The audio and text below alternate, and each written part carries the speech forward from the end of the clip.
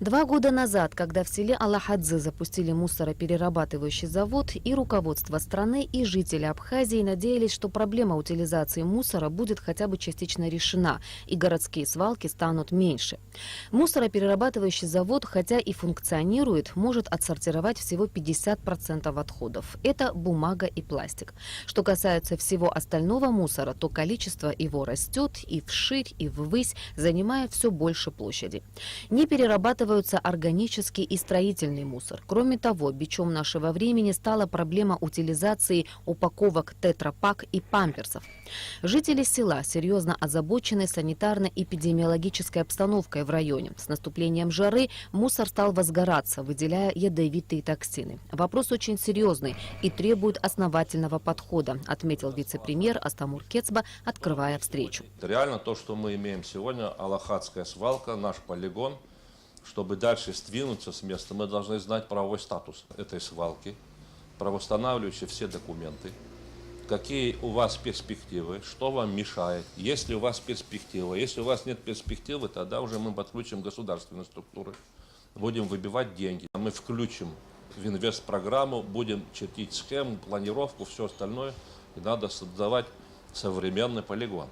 Руководитель мусороперерабатывающего завода Александр Георгицын согласился с тем, что ситуация на свалке катастрофична. В то же время он уверен, что у предприятия есть потенциал, и при полной нагрузке завод сможет справиться с поставленными задачами. Чтобы завод полноценно функционировал, в него можно вливать много денег, и каждый день перерабатывать этот мусор. Но какая-то отдача тоже должна быть. Складировать его постоянно, смысла в этом нет. Буквально 2 недели назад, 2,5, вышла первая машина с картоном. Вышла вторая.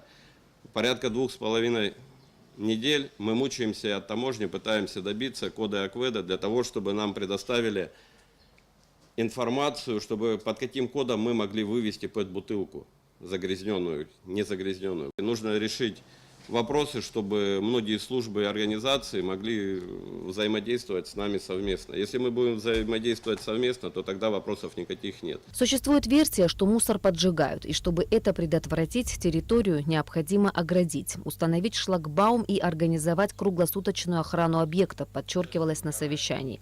А вот присутствовавших на встрече жителей села беспокоил только один вопрос, решение которого не терпит отлагательств, а именно, как можно скорее потушить тлеющий мусор. Все вот эти наши разговоры о том, что полигон будет существовать и тому подобное, да, тогда я просто слушаю, у меня лично другое мнение.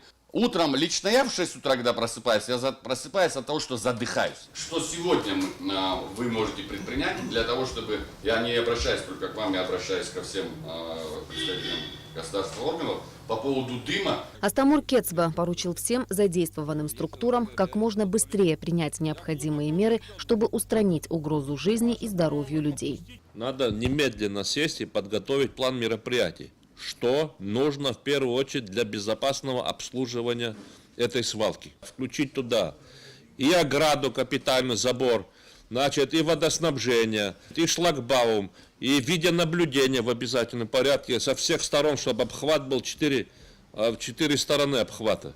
Сесть, расписать, и просто не просто так планировку, а с расценками со всеми, во что нам все это обойдется. Таким образом, уже в пятницу руководство мусороперерабатывающего завода должно представить программу развития на перспективу, после изучения которой на правительственном уровне будет решаться вопрос оказания содействия предприятию в целях его наиболее эффективного функционирования.